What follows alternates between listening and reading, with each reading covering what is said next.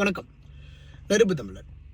இந்த my axis my India இந்த நிறுவனம் வட மாநிலங்களில் இருக்கக்கூடிய ஒரு நிறுவனம். இதனுடைய உரிமையாளர் குப்தா வேற மறுபடி ரொம்ப உறுதியாக இறுதியாக நிச்சயமாக சத்தியமாக அப்படின்னு சொல்லியிருக்கிறாப்புல டிவிக்கு தாங்க ஆட்சி அமைக்கும் அப்படின்னு சொல்லியிருக்கிறாரு.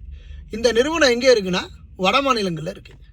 வட மாநிலங்களில் இருக்கக்கூடிய இந்த நிறுவனம் தமிழ்நாட்டில் இருக்கக்கூடிய தேர்தல் கணிப்புகளை வெளியிட்டிருக்கு. நீ எப்படியா போய் தமிழ்நாட்டில் இருக்கக்கூடிய தெரு சந்து பொந்து இதெல்லாம் நீ எப்படி அங்கேருந்து முடிவு பண்ண முடியும் அப்படின்னா அதற்கு குப்தா கிட்டேருந்து பதில் இல்லை.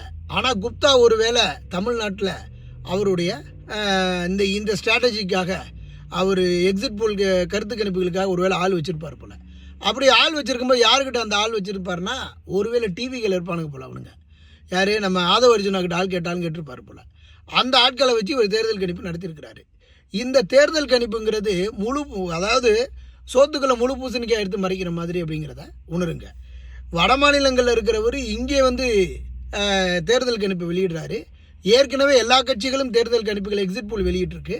அப்படி வெளியிடும்போது அதில் எல்லாம் வராத தாவேக்கா அது எப்படி இதில் மட்டும் வருது? அது எப்படி இதில் மட்டும் ஆட்சியை பிடிக்கும்? மற்றத்தில் 10, 12, 20 அப்படின்னு வரக்கூடியது இதில் மட்டும் எப்படி 120 ஆகும்? இது என்னங்க பாஸ், கேனப்பை ஊரில் கிறுக்கு நாட்டாமையா? வட மாநிலங்களில் இருக்கிறவன் தமிழ்நாட்டுக்கு புத்தி சொல்கிறான்னா இதில் என்ன அர்த்தம்? வேறு எதுவும் பண்ண போகிறானுங்களா? வேறு எதுவும் இவிஎம் எதுவும் மாற்றிக்கத்தி வைக்க போகிறானுங்களா? கொஞ்சம் எச்சரிக்கையாக இருப்பது ரொம்ப நல்லதுங்க. இதையும் நீங்கள் மனசில் வச்சுக்கோங்க.